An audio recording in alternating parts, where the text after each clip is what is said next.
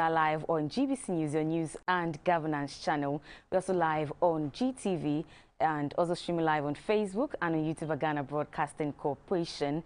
My name is Samuela Korte. We now start from the presidency, where President Nana Akufo-Addo says the French-led troop withdrawal from Mali required new arrangements in the regional fight against terrorism. Speaking to France 24 at the EU and AU summit in Brussels, President Akufo-Addo, who is the current chairman of ECOWAS, demanded the departure of foreign mercenaries from the region. He called on the junta's proposal of a 4-year transitional period clearly unacceptable and said a 12-month transition period would be an acceptable framework. President Akufo-Addo stressed that this was not an official ECOWAS position. Clearly, a new security arrangement has to be made in the light of the decision of the European countries led by France to leave the Malian theater. And we're engaged in those discussions to see what modifications there has to be to the security posture of ECOWAS as well as the European forces, because my understanding from the statement that the French president made to us in private as well as publicly is that they're relocating their forces to Niger, essentially. And that will therefore have an impact on the overall posture and strategy of the various players. The initial decision to come into Mali was made between the then Malian government and the then French government. It was a decision that was taken. The circumstances in Mali are what have made it difficult for the French to continue to be there. We have to make new arrangements, that's all. The key is that, as far as we're concerned, there was an agreement between ECOWAS and the transitional authorities at the beginning in August 2020, which brought the transition to come to an end in February this year, at the end of this month. At the last minute, we heard from the new junta in Mali that they no longer were in a position to honor that pledge, but that they were proposing a situation for 4 or 5 years in office. Some of us were aghast at this. I'm an elected president in Ghana. I have 4 years in office.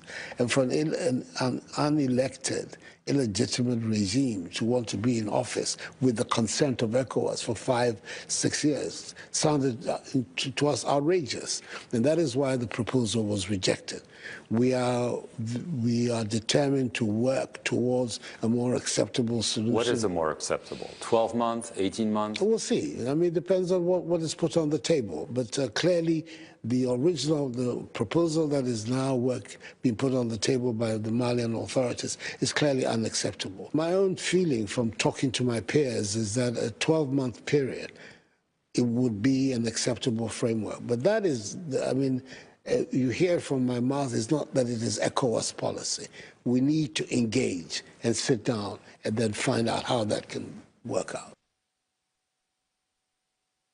The Ministry of Local Government, Decentralization and Rural Development is to roll out new strategies using computerized systems to track the delivery of government programs and projects. The move is aimed at providing evidence-based decision-making and policy direction at the central government level. The sector minister, Mr. Dan Boche, made this known at a program to build the capacities of MMDCs at Ho in the Volta region.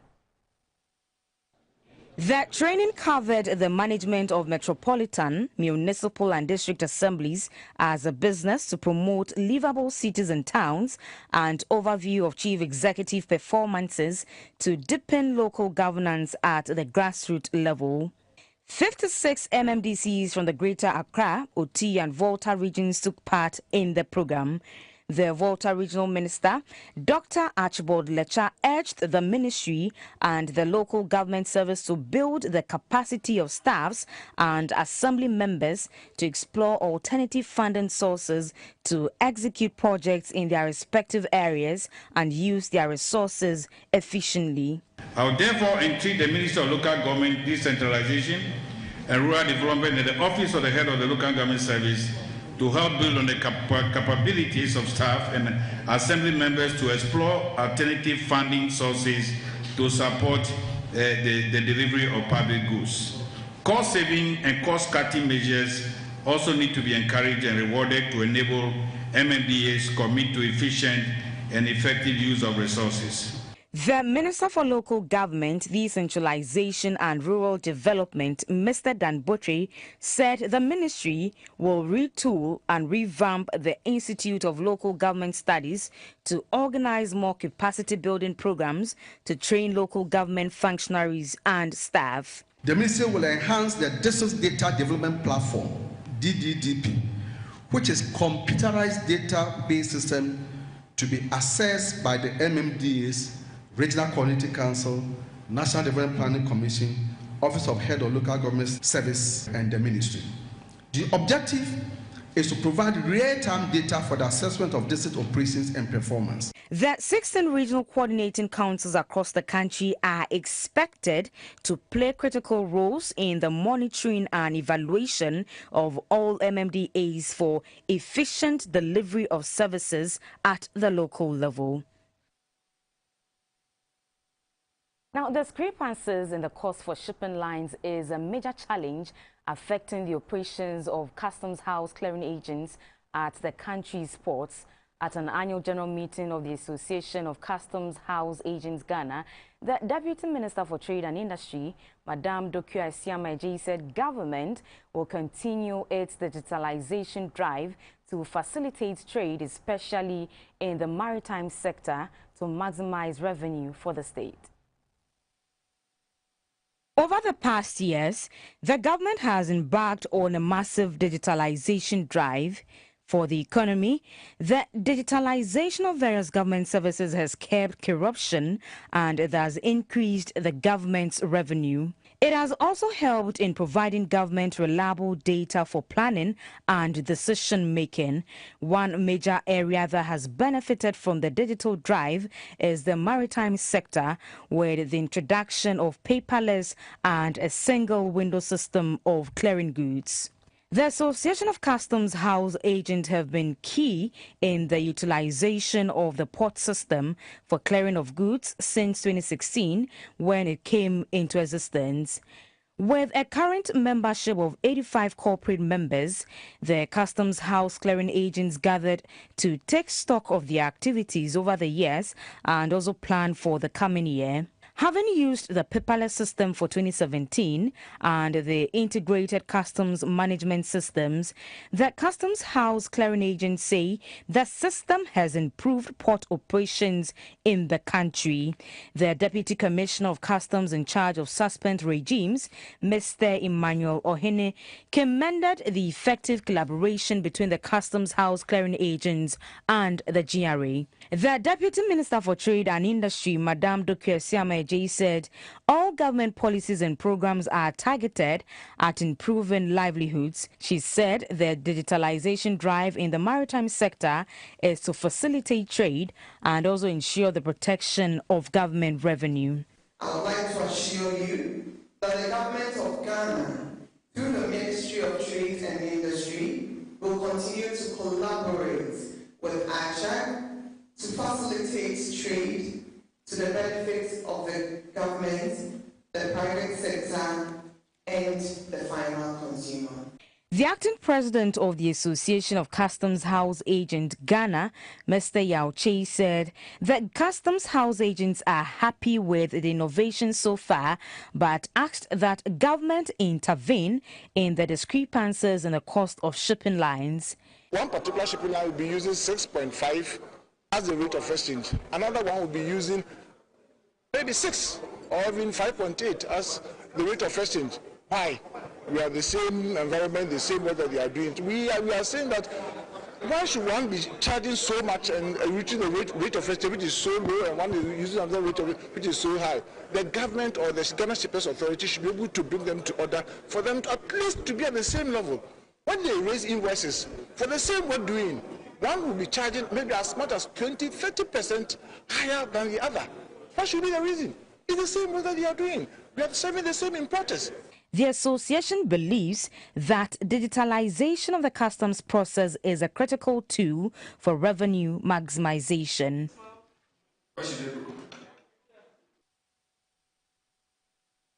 It's News Hour live on GBC News and on GTV, also streaming live on Facebook and on YouTube at Ghana Broadcasting Corporation.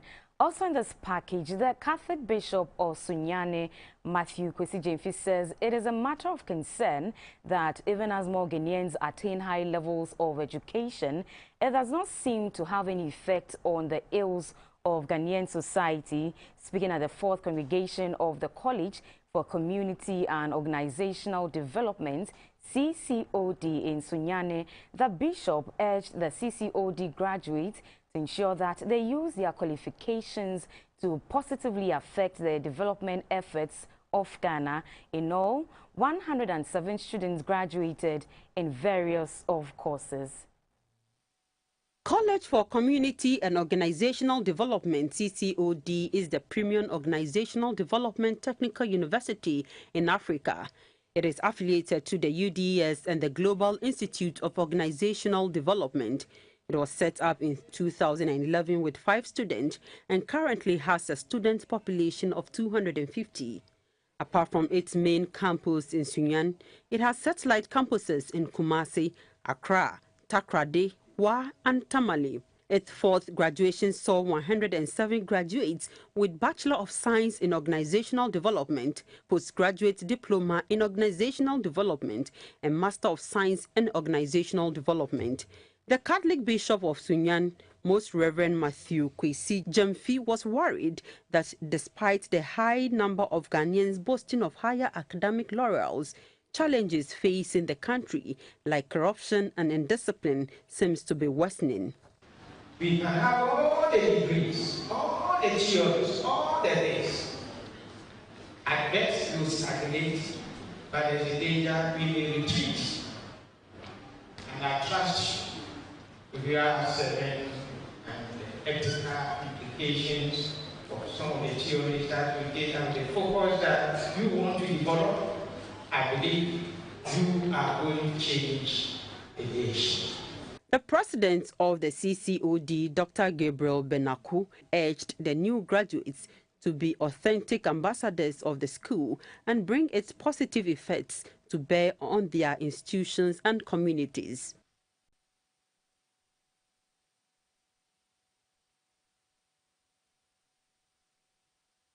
The Western North Police Command has arrested 3 notorious armed robbers at Kwewu in the Enchi district of the Western North region. The suspects, Abia Ribin, alias Ayile Bakon, Kwabna Brintu and Isaac Ahin, were arrested through intelligence operation. The robbery suspects were arrested while they were in the process of fortifying themselves with what is believed to be the blood of a fowl at their hideout in preparation for another robbery operation. A search conducted on them at their hideout led to the retrieval of 2 pump-action guns, 18 live AA cartridges, 1 sharpened machete, 1 knife and 1 cleaver. The 3 suspects will be put before court to face the full rigors of the law. In a statement, the police administration commends the Western North Regional Command, particularly the Enchi District Commander and his personnel, for the commitment they continue to demonstrate in this regard. The statement further assures the public that it will continue to work hard to protect them and their properties while making life uncomfortable for criminals.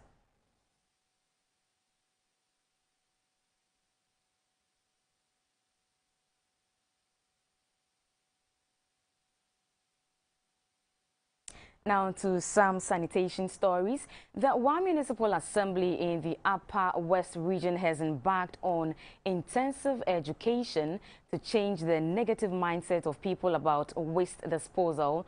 The Assembly says changing the mindset of the people is one of the ways in addressing the sanitation challenges facing the municipality. Sanitation remains one of the developmental challenges facing most assemblies. This is attributed to rapid urbanization coupled with inappropriate waste disposal and management. In order to inculcate a positive change in attitude towards sanitation, the Wa Municipal Assembly is sanitizing community members to make it a habit of cleaning their surroundings on daily basis. The municipal chief executive, Alhaji Isahaku Tahir Mumin, said good sanitation ensures good health, and the assembly will prioritize sanitation by enforcing the bylaws. The presiding member of the assembly, Mr. Karim Topie, said the assembly is engaging all stakeholders to make sure that the cleanup is embraced by all without waiting on the assembly. A resident, Suriri Abubakar Hakim, had an advice for all who litter indiscriminately.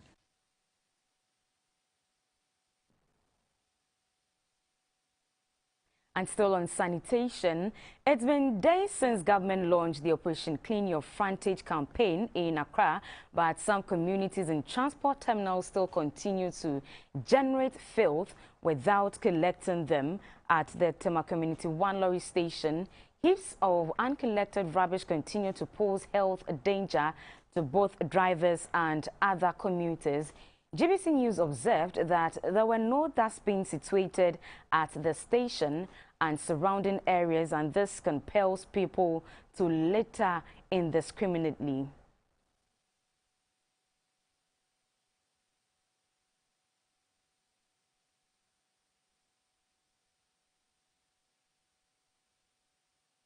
A former Minister for Transport, the late Jifa Ativo, has been laid to rest at her hometown, Abutia Teti, in the whole West District of the Volta region.